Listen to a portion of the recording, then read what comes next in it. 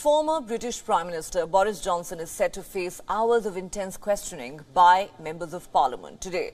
The Privileges Committee of the British Parliament is investigating whether Johnson misled Parliament over the COVID-19 lockdown parties in a scam famously called Partygate.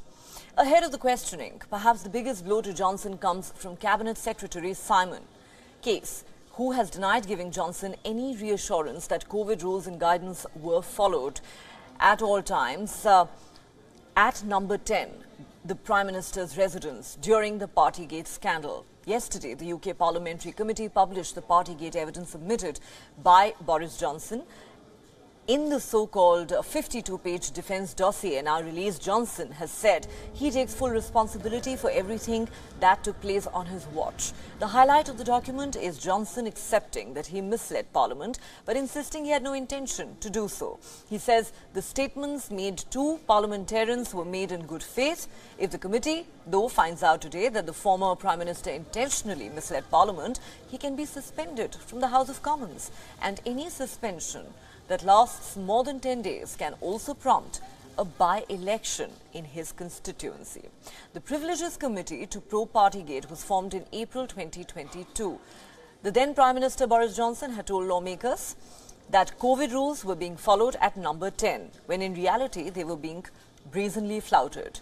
Johnson had later admitted that his statements were incorrect, but added that he believed them to be true at that point of time. Partygate became the biggest reason for Boris Johnson's downfall, as he, with other senior government officials, including the current Prime Minister Rishi Sunak, held several gatherings at 10 Downing Street. This when the rest of the country was forced to stay at home during the COVID lockdowns. Earlier, the current Prime Minister Rishi Sunak had said any action against Johnson would be based on the lawmakers' own beliefs.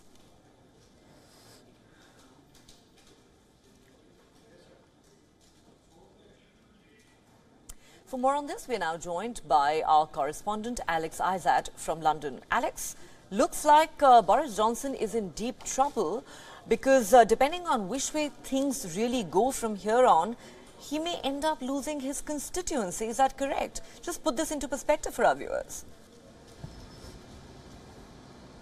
Absolutely. There is a possibility that the 10-day suspension that you mentioned there, if that's voted on by the MPs, then it can go to his constituency, and if 10% of his constituents want to oust him and want a new by-election, then they will have the right to vote for someone new. Now, he didn't really win by a huge majority in that particular seat in Uxbridge, so it won't be good for him if he does end up losing that seat. And if his constituents vote against him, 10% of people suggest that if they want a new by-election, then of course that's not going to be a good look for Boris Johnson and his future political career, but it also won't be a great look for the Conservative Party, especially if Labour managed to get a seat there. Of course, we have been hearing today from the Privileges Committee, who sent out another 110-page document that we understand Boris Johnson has also seen ahead of his meeting later in a few hours, in fact, which gives out a lot more evidence than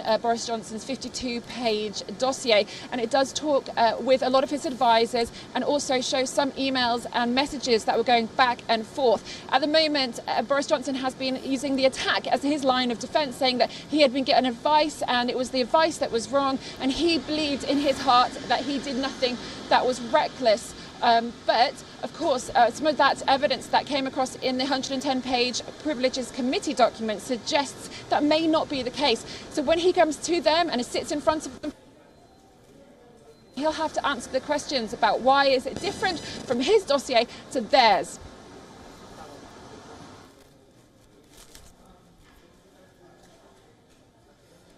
All right, Alex, thanks very much for getting us all those details. We'll have to wait and see what happens to Boris Johnson, but it does look like the former Prime Minister is in a lot of trouble.